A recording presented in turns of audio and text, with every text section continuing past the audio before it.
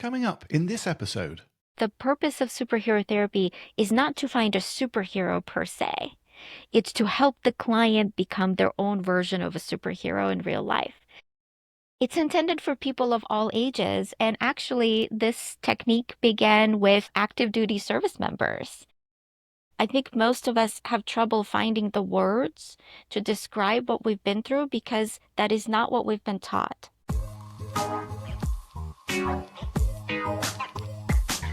No matter how many hits I take, I always find a way to come back.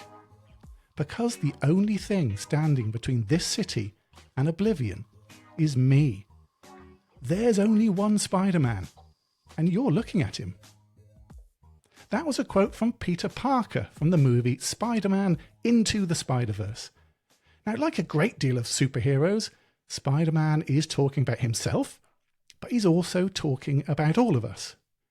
He's saying that no matter how many setbacks you face, you can always find a way to keep going. Which, yes, is essential, obviously, when you're overcoming supervillains, but also very crucial when you're facing your own anxiety or depression. Now, in the last episode of this podcast, I chatted with Eliane Glazer about how watching or reading fictional heroes can be a kind of vicarious rehearsal for creating our own identity. Seeing others struggle for personal growth on the big screen can actually help us play out these scenarios in a safe space. Now, in this episode, we're taking the leap into incorporating pop culture heroes into evidence-based therapy to support people with anxiety and trauma. And I am truly delighted to be joined by Dr. Janina Scarlett, who is a clinical psychologist, an award-winning author, and self-confessed superhero geek. Dr. Scarlett's books, such as Superhero Therapy for Anxiety and Trauma and Superwomen, Superhero Therapy for Women Battling Depression, Anxiety and Trauma, outline her approach to using fictional characters for real-life change. Hello, Janina. Hello, thank you so much for having me. I'm honored. It's an absolute pleasure, and it's going to be a really nice chat to sort of get to grips with superhero therapy. And let's start with that. For those new to the concept, what is superhero therapy? Superhero therapy is a technique of incorporating pop culture characters into evidence-based therapy to help folks have a role model to look up to and also to create a sense of connection, as for a lot of people, mental health journey can be a really lonely one. And so by creating fictional sidekicks, we're working on something called resourcing, right? We're creating these mental health resources to help people inspire hope, to promote healing, and to help folks find courage when they're facing some of their biggest obstacles. Okay, yes. And I think a lot of people might think superhero therapy is for children. Is it for children, or is it intended for a wider audience? It's intended for people of all ages, and actually, this technique began with active duty service members. Oh, okay. So, when I was working with active duty service members who had just come back from the war, many of them really struggled talking about their trauma because I think for people who have been in the war, there are no words in any language to describe the depth of the suffering that people go through and witness. But a lot of people would then point to their favorite superhero. For example, they might say, I felt like how Bruce Wayne, Batman, felt when he was little, when he witnessed his parents being killed by a mugger. So, in other words, they felt helpless. But it was a more powerful way to describe what they were going through. And so this work is designed for people of all ages with a number of different mental health difficulties, such as PTSD, anxiety, depression, as well as chronic illness. And does it contain, I know your books talk about it's evidence-based, which is a really important area of your work. What, I guess, psychological approaches does superhero therapy incorporate? Absolutely. So, superhero therapy incorporates cognitive behavioral therapy, acceptance and commitment therapy, narrative therapy, and also can be incorporated into EMDR, eye movement desensitization and reprocessing, especially in the resource building phase of EMDR, where for folks who are not familiar with this, a big part of EMDR, which is a trauma treatment, is helping individuals to build resources that they can lean on, whether it's spiritual figures, whether it's a safe place that they can imagine going to, or whether it's having some kind of a role model or a sidekick, if you will, that they can lean on. And so by imagining having Wonder Woman or Batman next to them as they're going through these challenges can actually help folks have even faster recovery and better response to this particular mode of therapy. As you're saying it, it makes total sense that sometimes it feels easier when you're almost projecting across onto a figure that you've seen. Maybe they are your hero, but at least somebody you identify with and that trauma that they've gone through. Is it an easier way to let people speak that maybe they find difficult to talk about themselves in that manner? Absolutely. Most of us are trained not to talk about our feelings, right? So most of us are taught to mask up, to pretend like everything's fine. And I don't know about you, I'm never fine. I think how can we, especially with everything going on in the world? And yet, for some reason, we're trained to be essentially androids or droids, right? We're trained to be robots. And yet, some of our favorite beloved characters, even if they are themselves androids like Data from Star Trek, for example, the ones we love the most are the ones that have feelings, the ones that are most human. So, why is it that we're trained to shut off the very thing that makes us human, right? And so, when we're talking about ourselves, I think most of us have trouble finding the words to describe what we've been through because that is not what we've been taught.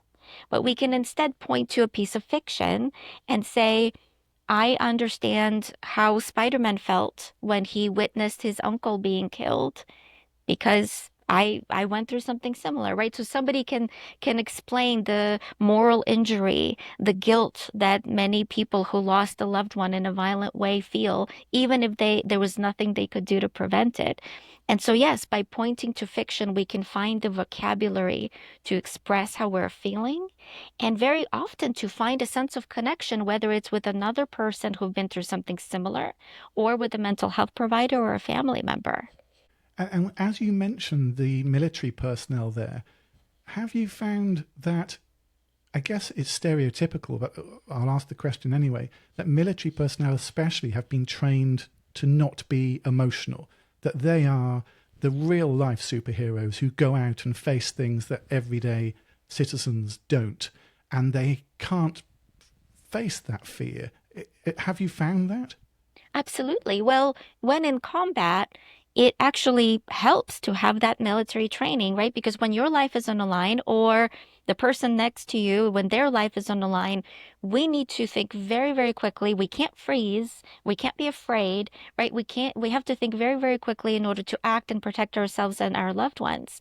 But it is usually when the danger has passed, when people come back to a war-free zone, that's when symptoms show up, and many service members are not trained for peace. And so it is at those times that some of them might suddenly have a surge of PTSD symptoms even a year or two after the initial event, and they might not know what's happening. So many service members I was working with were telling me that they thought they were a failure for developing PTSD and that they were trained to be Superman, right? And so this is where I would start asking them, these are called Socratic questions in cognitive behavioral therapy, right? But I would add a little bit of superhero therapy flavor to these questions. I would ask, well, is Superman truly invincible, or does he have any kind of vulnerability? And of course, they would say Superman is vulnerable to kryptonite, this green substance from his home planet that weakens his powers. And then I would challenge that. And I would say, well, if Superman is vulnerable to kryptonite, then does that make him any less of a superhero? And then the service members would look at me as if I had two heads, and they would say, "What are you talking about? Of course not." And I would give them a moment, to sit with it, to think about what they just said. And then they would say, "Oh, I see what you did there," right? Because the truth is, every hero, real or fictional, has some kind of vulnerability. And that's why we care. We want to see somebody that has vulnerabilities and shows up anyway because of their sense of purpose. That's what makes someone a hero. It's not being fearless, it's being afraid, but doing it anyway. You're absolutely right. In superheroes who are perfect and invincible, well, there aren't any, are there? Because they're just not interesting. I Yes. suppose Superman, Superwoman is the closest, but even they, as you say, have got kryptonite. They have areas where they can be flawed, and they can be emotionally flawed as well as physically flawed in that way. And that's what draws people to them. I mean, Batman, obviously you've mentioned already, is an absolute classic one where really he has no actual superpowers. It's his life events and the experiences he's gone through, the trauma which makes him what he is, and that dark character that we all love watching on the screen. I mean, so Absolutely. far And we've talked about superheroes being, I guess, classic American superheroes a lot of the time. I guess, does it need to be a superhero, or can it be sort of wider than that? it can be any role model, right? So the idea of having some kind of a mentor is that they can be even a family member, even if they're no longer alive. One of my biggest heroes is my grandfather, who died when I was 10 years old. And I still lean on him for support. I still wonder what he might say to me in certain situations. For some people, it might be a teacher they've had. For some people, it might be a celebrity, even if they've never met them, but somebody they look up to, like a sports celebrity, for example. Yeah. And for many folks, for many readers especially, and many fans of pop culture, it might be a fictional character because I think it has become the most acceptable medium of portraying mental health, right? Because we see so many characters who are struggling with trauma or depression or addiction or illness of some kind. And I think that those have become the easiest metaphors for people to lean on. But to answer your question, it can be absolutely anybody that a person might look up to. So when people are going through the therapy with you, is it generally the superheroes that come up first? Sometimes. So the way that a session is usually structured, the first session anyway, is first, I spend most of the first session asking folks what brings them in and getting some history. And then the last 10 minutes of the first session, I ask them what type of popular culture they like. Do they like any movies, TV shows, video games? And is there somebody that serves as a role model to them, either from fiction or from real life? And we don't really go too deep into that in the first session, but over the next few sessions, we might then dive deeper into either the perhaps real life individual that that person looks up to, or a fictional character. And a lot of times I don't know anything about that I was going to say, particular. there are so many, aren't there? How do you know There, them all? there are, I don't. I'm so fortunate that I actually don't. And the reason why I say I'm fortunate is because I get to learn. I get to learn through my clients. So I've learned about so many wonderful TV shows and movies and video games. So for video games, I have my clients bring in 10 minutes of video play and, they show me a clip and then we talk about the game. With movies and TV shows or books, they, describe what the story is and what the character is all about. And sometimes we spend 2, 3 sessions just talking about that so that I can learn about what's important to my client and understand them through the lens of their favorite medium, in this case being pop culture, so that I can understand their core values. And so actually the more time we spend talking about that particular element of pop culture, the first of all, the bigger the rapport, the better the relationship, but also the more the client is able to draw parallels between the characters they love and their own strengths, which they often overlook. And do they come to you knowing it's superhero therapy, or is it a surprise when you bring it up? A little bit of both. Some people specifically look me up because of what I do, and some folks come to see me because I specialize in PTSD and they come in for trauma and then might be surprised that, this therapist is open to talking to them about video games, whereas Yeah, they they go might home and say, expect, well, hang on, I didn't talk about my feelings. I talked about Batman or Wonder Woman. It was fantastic. or a little bit of both, right? And I so often see folks who are, have been taught I shouldn't be playing any video games or I shouldn't be watching, Avengers, for example. And I let them know, no, no, no. If that's something that helps you, and if you spend an hour every day recharging by either playing a video game or watching your favorite TV show, then do it, so long as it doesn't come at the cost of you living your life in other ways. Yeah, so normalizing the behavior so they feel comfortable with that, and certainly not feeling any guilt for something as innocent as being able to watch a superhero film. Exactly. Sometimes I Yeah. prescribe it as homework. Oh, what brilliant homework. If only my teachers did that at school, I think I would have done more. Um, Now, as I was sort of thinking about this episode, I was trying to think for myself which superhero I would pick. And I struggled, to be absolutely honest with you, because none of the main ones that we've mentioned already, I really resonate with me, probably because I'm British, so I'm in the UK. And as I said before, superheroes tend to be American mostly. And so there's something about their upbringing, the culture, which just doesn't resonate with me. And so I was going to question you on that. And then just as I was thinking I don't have one popped into my head.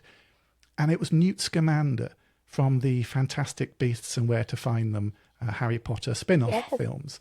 And I thought, does he count as a superhero? Because for me, it's his love of animals and his, I guess, his introspective nature and caring side, and again, mainly for the animals, which I resonate with and really are drawn towards, which is why I like the first film especially. The second two go off in a funny angle, but the first one is wonderful. Is that someone, if I brought that up in therapy, that you could work with? Absolutely.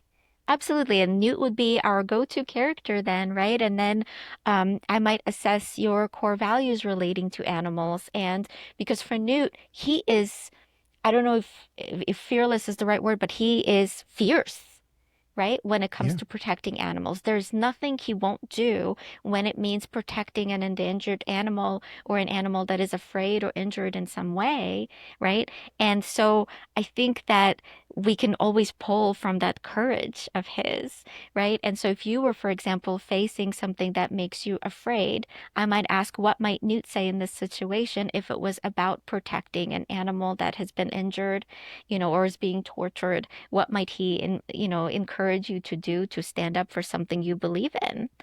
And having Newt by your side sometimes can give us more of that courage and determination that we need. It's almost like that phrase, fake it until you make it. That I think sometimes you can look towards a character, fictional Yeah. or real, and, Yeah. and act like them. Yes. And acting like them gives you that strength to go out and do it, even if you yourself feel that you don't have that courage. So, yeah, really interesting. I'm glad you thought Newt was okay, because I don't know what I would have done if you said no. What if someone picks an anti-hero, though? I suppose in the last 10 years especially, anti-heroes or even villains have become as popular. So I'm thinking Morbius in the Marvel Cinematic Universe is a vampire, actually not doing great things and quite a dark character, but is the hero of that series.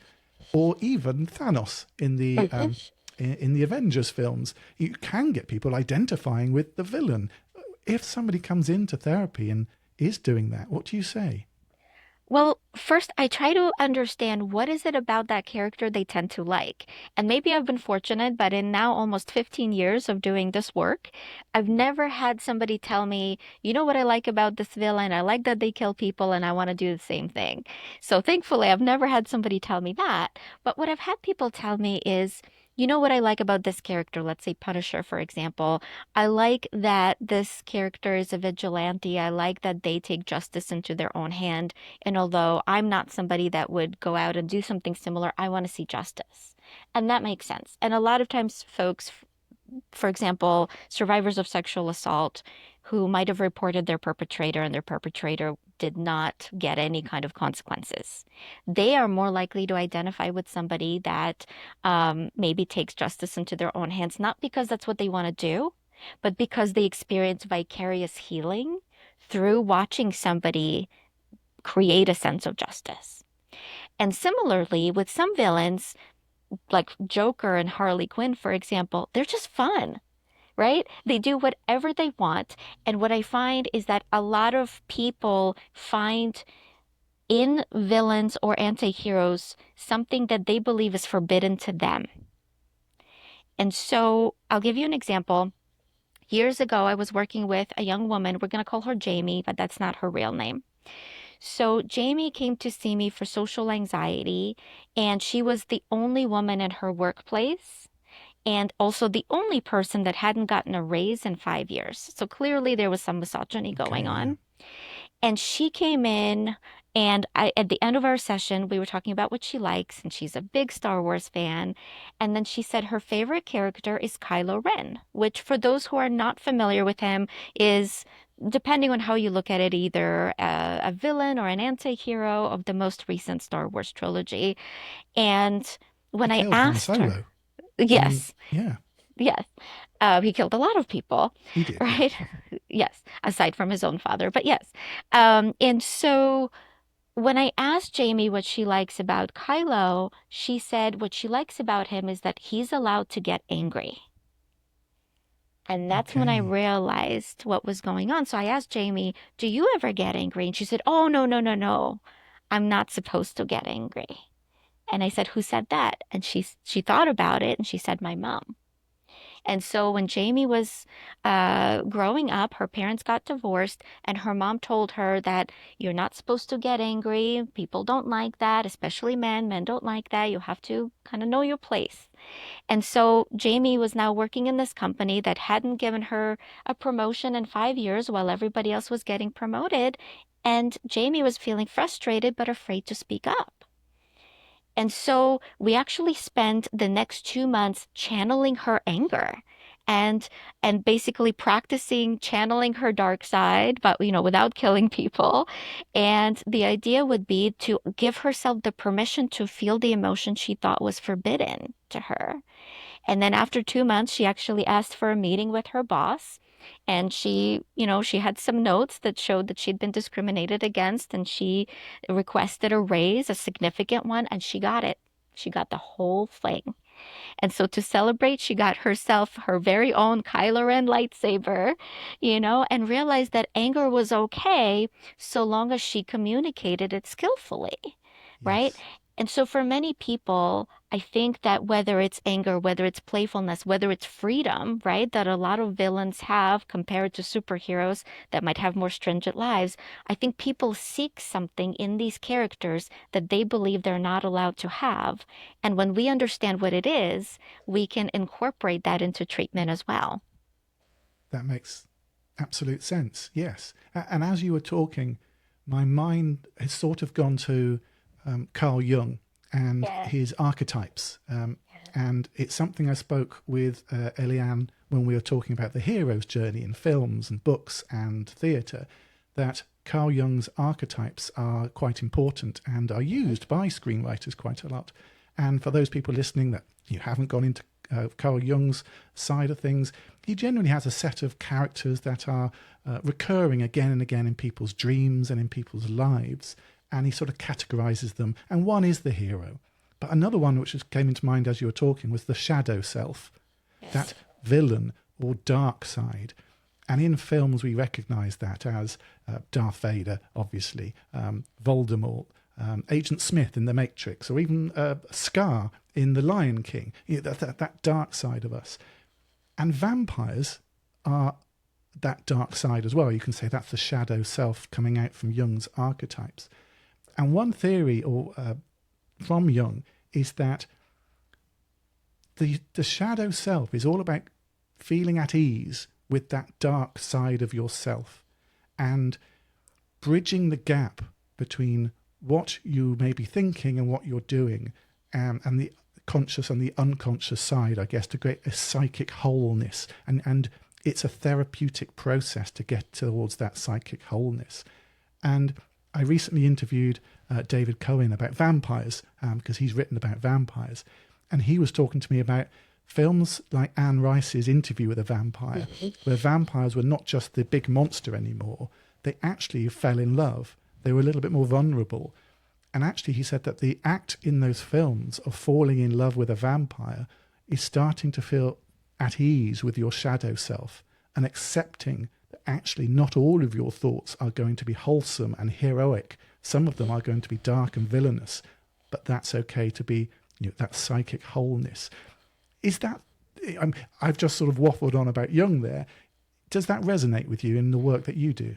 Absolutely. I see a lot of folks not only with trauma history, but also with OCD. And I think, unfortunately, in media, in popular culture, OCD is misrepresented a lot, right? So a lot of people think that OCD is about keeping things tidy and organized or overwashing our hands. And that's true for some people, but that's not the entire representation of OCD. And for some people with obsessive compulsive disorder, it has to do with intrusive thoughts that can be quite frightening and terrifying. What a lot of people don't know is that people with OCD might have thoughts about harming themselves or other people, or thoughts of sexual or inappropriate nature, including thoughts toward children, for example. But it's not that they ever want to act on those thoughts, it's that they're terrified of those thoughts. That's the difference between somebody who is a malevolent person, right? Somebody who is a malevolent person will just do something and not care and not think about it, versus a person with OCD might have terrifying thoughts. They wonder, am I a bad person? And never, ever, ever want to act on those thoughts.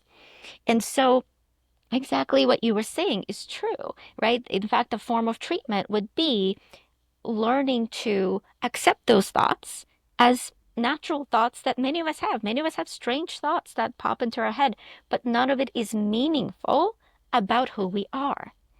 Our thoughts do not define us, our actions do. And so, very much as you were saying, it's about being more willing to accept different parts of ourselves as they show up and being able to focus on actions that follow our sense of purpose. Yeah, really positive. And again, it's almost that existential crisis, isn't it? That when people, I'm sure we've all walked along a cliff path, or, for instance, and it can be a bit scary because there's no barrier between you and a 80-foot drop. The scary thing isn't the drop, is that you could fling yourself off at any point. You've got the free will to do that. And I know a lot of people find that troublesome, and they just can't go near situations like that. But coming to terms that your thoughts are different to your actions is a real positive step forward. Exactly. I'm going to take a step back because I sort of skipped over it. But I know, all heroes generally have an origin story. And you yourself have a very inspirational story of how you got to where you are in the development of superhero therapy.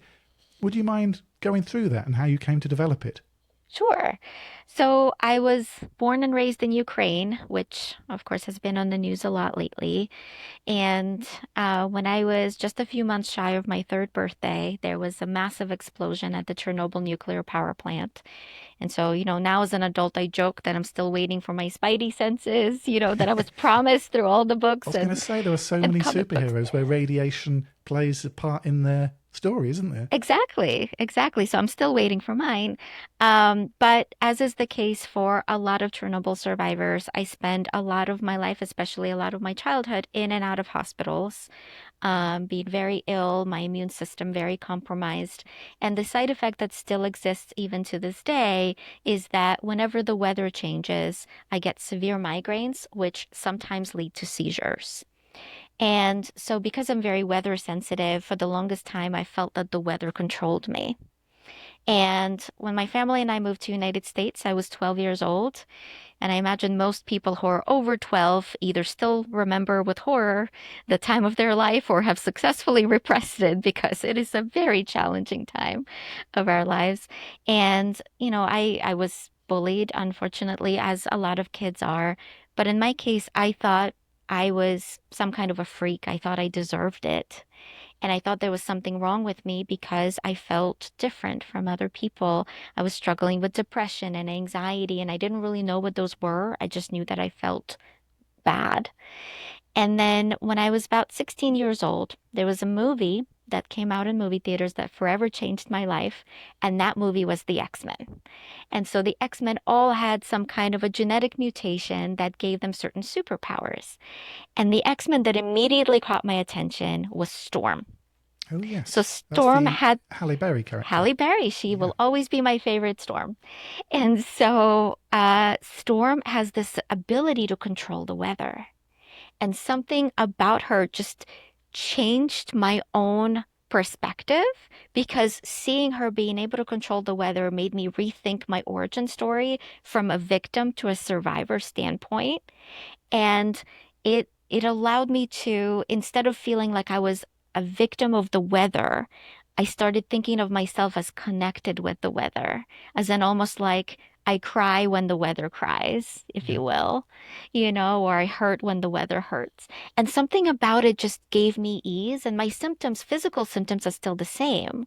But the emotional struggle I have with my condition is very different because I accepted it because of this film. And it was that film specifically that made me realize that when we can't verbally communicate what we're going through, we can do so through fiction. And it was because of watching that film that I signed up for my first psychology class in high school and never looked back. And now that's what I specialize in. So it was all thanks to X-Men, really. Fantastic. And there's never been a Storm movie, has there, as far as I know? No, no, unfortunately not. We need a Storm movie. I So I'm think hoping so. we will get one. Yeah. And as you progressed through your psychology education, did you get any feedback from the professors, the lecturers, about your idea, I suppose, of building this into evidence-based therapy? Not really, but it kind of, I always wanted to somehow incorporate fiction into therapy. I didn't really know how. And then in my postdoctoral training, when I was working with active duty service members, it just naturally happened when they themselves started bringing up fictional characters. And then I started using this technique.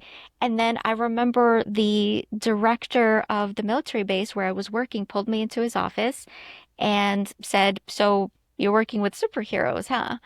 And I thought I was going to get fired. I thought I was going to be in trouble. And he said, "So here's what we're going to do. Next week, we have the grand rounds with all the providers, all the psychologists, and all the psychiatrists of the military base. And you're going to do a training on how to do this technique." Ah, And I was, 2 or 3 months into my postdoctoral training. I'm brand new, still a student basically, and biggest imposter syndrome you can imagine. And so I looked at him and I was like, "I'm going to do what now?" And he said, "No, it'll be great. You're going to train everybody so that we can learn this technique too, and it'll be great." And it went really well. And then I was invited to do other talks, and then I was invited to do talks in VAs, Veteran Affairs hospitals, and then other organizations, and it just spread. It spread worldwide, we know, within the first couple of years, and I was surprised at how quickly it spread, and the feedback that I'm getting from people all over the world about how they're they're seeing changes in their clients that they didn't expect to see. So it's been so wild to me because I still to this day have imposter syndrome about this, because it's such a simple technique. It's just really introducing a metaphor, right, or resourcing into already existing evidence-based therapy. And yet it seems to be so helpful. And I'm just so grateful that, that people are responding to it. And I'm really grateful that it helps people. yes. And I think you've not stopped, have you? You teaching therapists how to integrate this idea into their existing therapeutic techniques, and I think that's admirable. And the book that, if you're watching this on YouTube, is right behind me, Superhero Therapy for Anxiety and Trauma, is that guide for therapists to integrate that. And you go to such a lot of detail to guide the therapists with techniques, with activities to do with their patients, what have you. Personally, I think it's a great book as well for somebody who is going through it themselves, because they can work through it as a workbook as well. But when you were going through it that time in the military and you were teaching as you said, psychologists and other therapists. Did you then get any resistance, or have you seen resistance since to this idea? I've seen some, but to be honest with you, very little. I kept expecting it. I really thought there were going to be slam doors in my face, but most people were beyond open and, and so gracious about it. And so, I mean, sure, there were some folks that said, that uh, they were saying, for example, that it doesn't have enough empirical evidence, which is true. It's at its infancy stages. There are techniques that are similar to this that rely on um, basically this one-sided connection that folks have with a fictional character, and that's called parasocial relationships. And I think there are about maybe 3 dozen research papers out there, so we definitely need more related to parasocial relationships, these relationships folks have with fictional characters as helpful in terms of mental health. But what was really interesting is that when the war in Ukraine started, Ukrainian Psychological Association asked me to teach a course there, helping Ukrainian psychologists in incorporating this technique with Ukrainian service members and survivors. And there is a paper that came out, it was a case study on incorporating superheroes to help people in the Ukrainian war and how effective it was. And that was probably one of the most validating things that I could read, because it seems that even in something that's going on right now, in such a, devastating situation as the war in Ukraine, these kind of resources can be helpful in encouraging people to show up and following their sense of purpose and managing their trauma symptoms. And so that's something I never expected to see. It's almost like it did go full circle, right? And back to my own origins. And I'm just so grateful that it exists. And that sounds wonderful. Like you say, it's actually having an effect. And, at some point, every therapeutic process was at the point of not having a huge amount of weight of evidence behind it. Yes. But it can go out there and get it and build and adapt if needed from the evidence. So it sounds like, the superhero therapy is following that path. And so far, it sounds like a very positive path as well. And I'm interested because we've talked about the uses in military personnel, and I think that'll be quite surprising for some people, but the way you've talked through it makes logical sense. But you've written another book, Super Women, as well, where you focus on women battling depression, anxiety, and trauma. I guess, what unique challenges do women face, have you found, and how can the superhero narratives we've talked about help address them? Absolutely. So many women, I think just about every woman in the world struggles with, I think these two things, and then also so many others. One is the way that we are judged by our appearance. I think so many women are taught from a very early age that their worth is that her worth is her appearance, and that if she's thin, then she is worthy. If she is not, then she's not worthy. And I've heard so many women talk about it in terms of they believe that they're in a different class if they are overweight, and that is devastating because uh, our sizes are as varied as our height and the color of our eyes and our fingerprints. No body shape is the same. And yet women are judged by their thinness. And that is still unfortunately true today. And that is something I really hope to combat. And then the other thing that a lot of people who are not women might not realize is that women fear for their safety everywhere they go, and during the day or at night, walking, whether it's walking in their neighborhood or walking in an unfamiliar place. Most women walk with either keys in their hands or a pen or pepper spray or something to protect themselves because they're constantly threatened. And if a man approaches them, and even if that man is trying to be friendly or flirty or even just ask for time or directions, we don't know. We as women don't know the intentions of that individual, and a million horrifying scenarios go through our head, and these come from, unfortunately, our experience. And I am one of the statistics. I am somebody that was sexually assaulted. I am somebody that was also physically assaulted. And one of those happened by a complete stranger when I was walking home at night. And I think that because of that, we never know which person, which stranger talking to us is a safe person and which person is not. And I think a lot of people might not realize the everyday struggle women have just by walking on the street.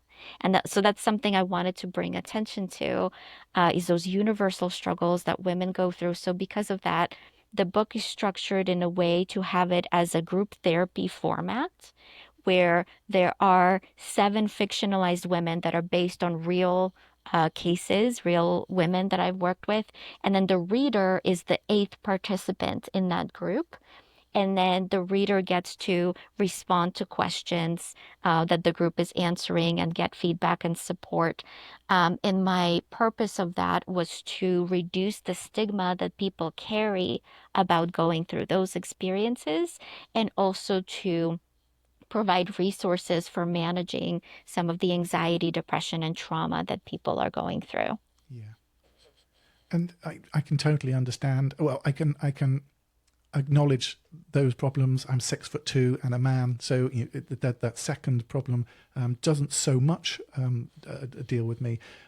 But I'm interested in that first one you mentioned in particular, that judged by appearance, can superhero films especially actually cause more of a problem there? Because the depiction of female superheroes is quite sexist. And I remember when Avengers came out, there was the poster with all of the team of the Avengers, and Scarlett Johansson's character was the only character where she was turned around showing her bum.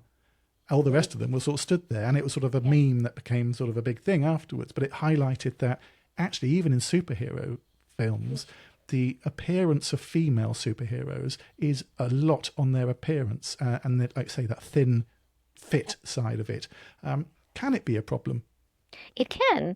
And there are a couple of research papers related to this too that don't only apply to women, that apply to men too.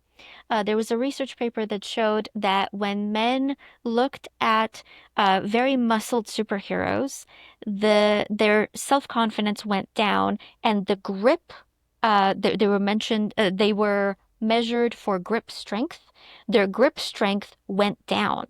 Ah, But when they were asked to think about what they have in common with their favorite superhero, those um, uh, their self-perceptions improved and the grip strength improved as well.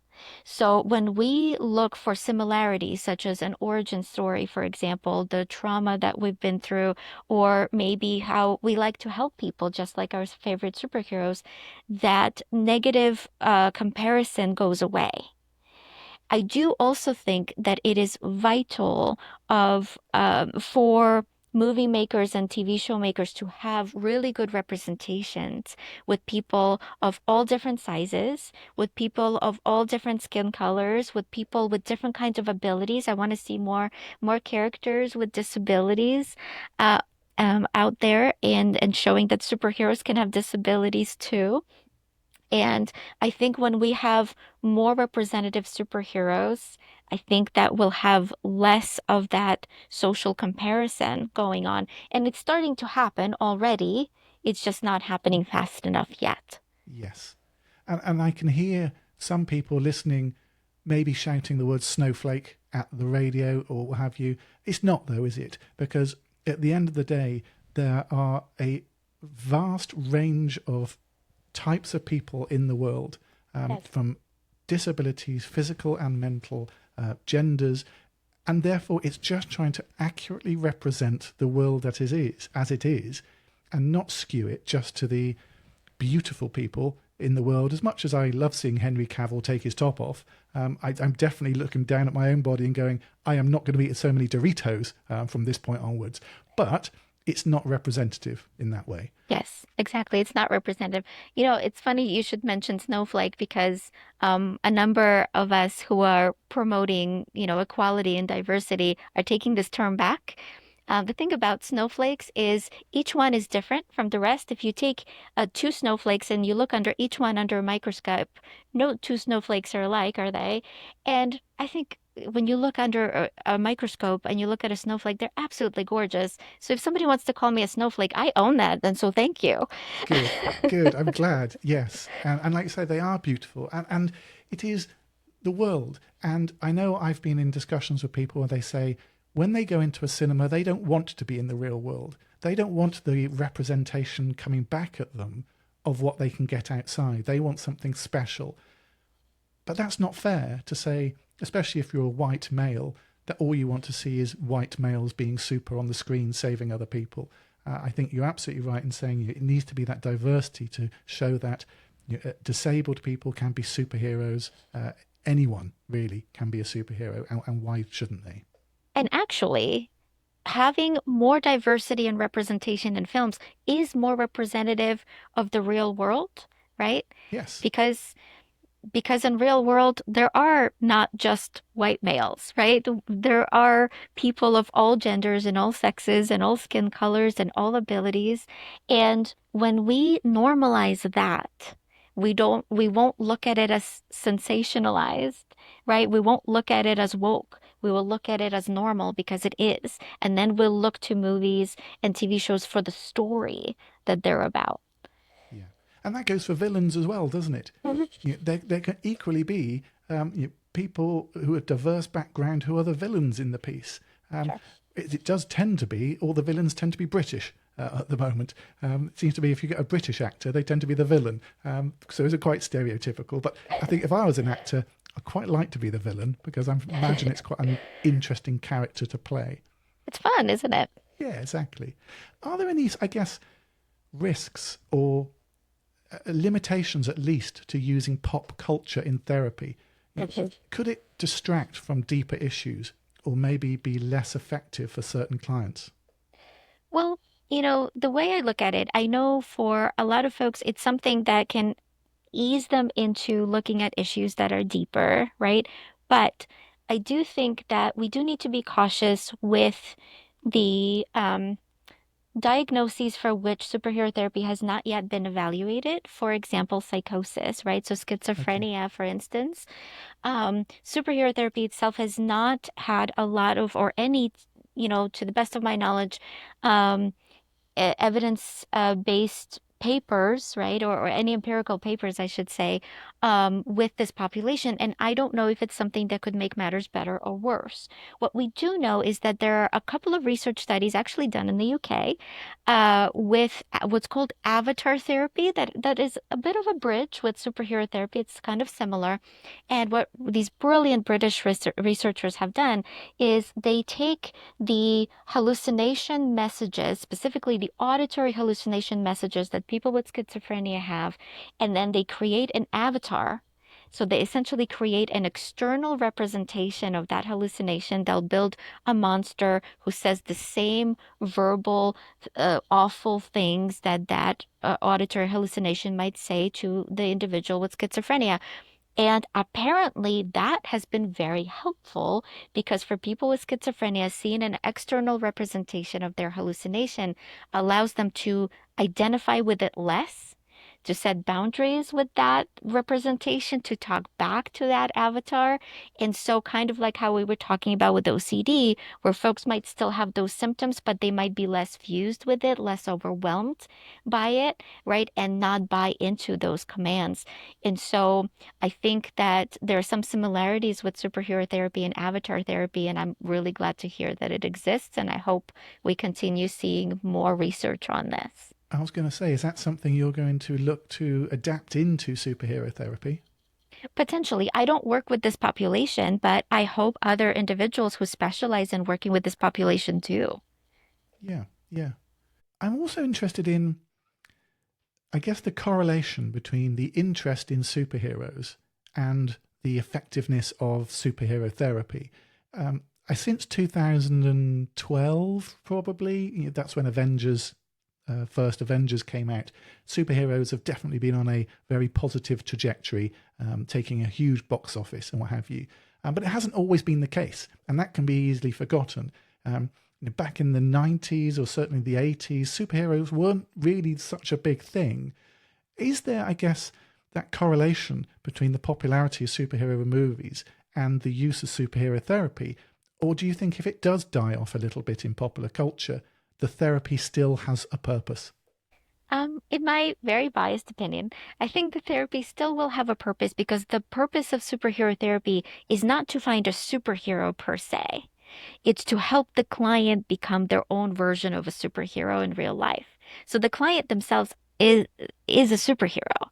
And the idea would be to help the client find a role model of any kind, whether it's a fictional superhero, whether it's a football star, whether it's, as we mentioned, a grandparent or somebody they look up to.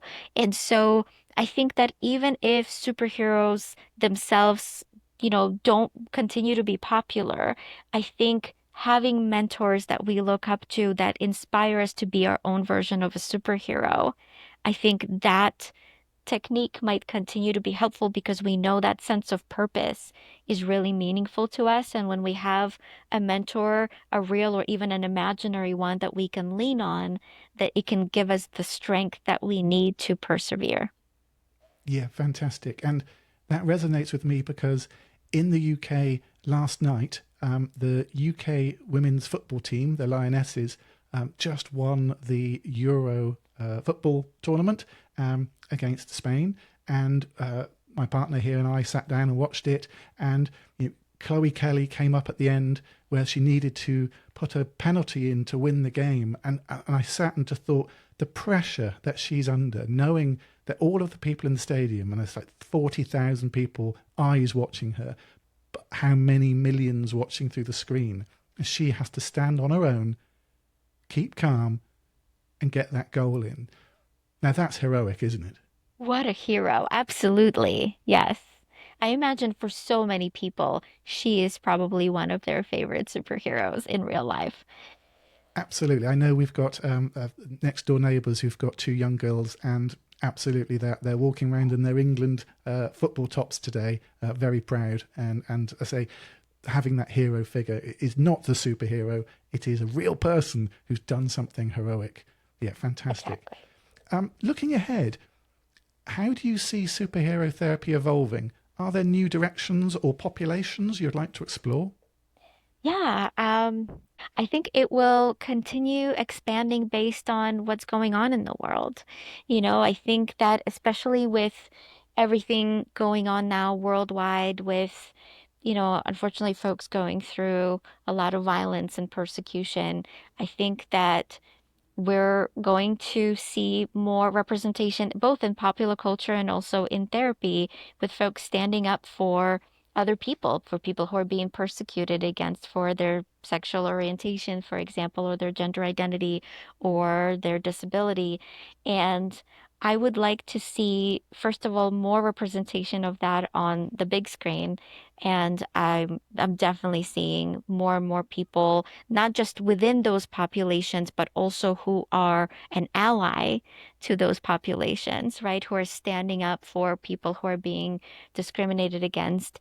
And so I imagine over the next few years, as the world is shifting to hopefully a more accepting place over time, right? I imagine we're going to see more and more people wanting to stand up for what's right. I know there's a lot of difficult things going on in the world. I know there's a lot of injustice happening now, but I also think at the same time that sometimes when injustice happens, it brings people together to fight for what's right. And I think that's what we're seeing now worldwide. That's what we're seeing in the US, and that's what we're seeing in other countries and around the world. Sounds really positive, and I think Marvel, DC, Amazon, now they own Bond, should be phoning you up asking for your help and consultation on the new films coming out. I think that would be amazingly positive. The other side, I guess, for therapists, therapists listening to this might be interested in thinking, well, okay, I've not formally built anything like this into their practice. I guess what first steps would you recommend that they take if they want to? Yeah, so for therapists who are interested, I do have the manual, so superhero therapy for anxiety and depression. And then also, I do have a couple of recorded trainings. So, for example, on PESI.com, PESI.com, I do, it's an American psychological training site. And I do have a course on it, a 6-hour course that folks can watch in their own time. So it's an on-demand course and get trained in this technique. Fantastic. I'll put that link down in the show notes so people can click on that and go across. That sounds great. And for the non-therapists, but people who, as you say, we're flawed creatures, and we may have listened to this and gone, I just want to find out more for myself. How can a listener find out more about you, your work, and maybe start taking that road and that path to feeling better about themselves using superhero therapy? Thank you. Yeah. So my website is superhero-therapy.com if folks want to find out more about this work. And a lot of therapists nowadays are really open to incorporating this into treatment. And so I do encourage folks to ask their mental health providers if they would be open to incorporating pop culture into therapy. The most important rule is that a mental health provider does not have to know anything about pop culture, because you, the client, are the expert. And so if you're willing to help your therapist by educating them about your favorite manga or anime or video game, then I think that the two of you can work together on creating the very kind of superhero path that you might be looking for. And that's crucial, isn't it? I was going to bring that up, that I imagine a barrier for a therapist taking up this idea is their feeling that they know nothing about it themselves. If they think, well, actually, I don't watch superhero films, I don't read comic books, therefore I can't do it. That's not the case, is what you're saying, isn't it? Exactly. I would say in 75 to 80% of cases, of meeting with my clients, I don't know the first thing about what they're bringing in. And by the end of our work together, I know quite a bit. I'm certainly in no ways an expert, but I have, watched movies and TV shows afterwards, not because I felt that I needed to in order to work with this client, but because I was so interested in it after talking to my very excited client about this, that I too got excited and then wanted to check out the show for myself. Fantastic, yes. And you host your own podcast as well, is that right? Yes, so we're on a bit of a hiatus now. But yes, there's the Superhero Therapy podcast with episodes talking about mental health themes in a number of different movies and TV shows. Fantastic. And I really recommend it to anyone listening, because it's kind of why I started this podcast, in the fact that I wanted to, I guess, create a little bridge between the academic world of psychology and the real world that we all live in, and how one impacts the other, and vice versa as well. And I think superhero therapy and the work that you're doing is absolutely an example of taking something that we all enjoy in the world, the pop culture icons from Harry Potter to Wonder Woman, and then doing something with that actually then impacts our lives for the positive. And I think that's wonderful. So I would urge everyone to go out, listen to Dr. Scarlett's podcast, grab the books, watch the course, and I think it's just going to be fun as well as rewarding. And that's kind of what psychology should be about, isn't it? Thank you. Thank you so much. Thank you so much for your time. I've really enjoyed the chat. Dr. Scarlett, thank you very much. Thank you so much for having me. Thanks.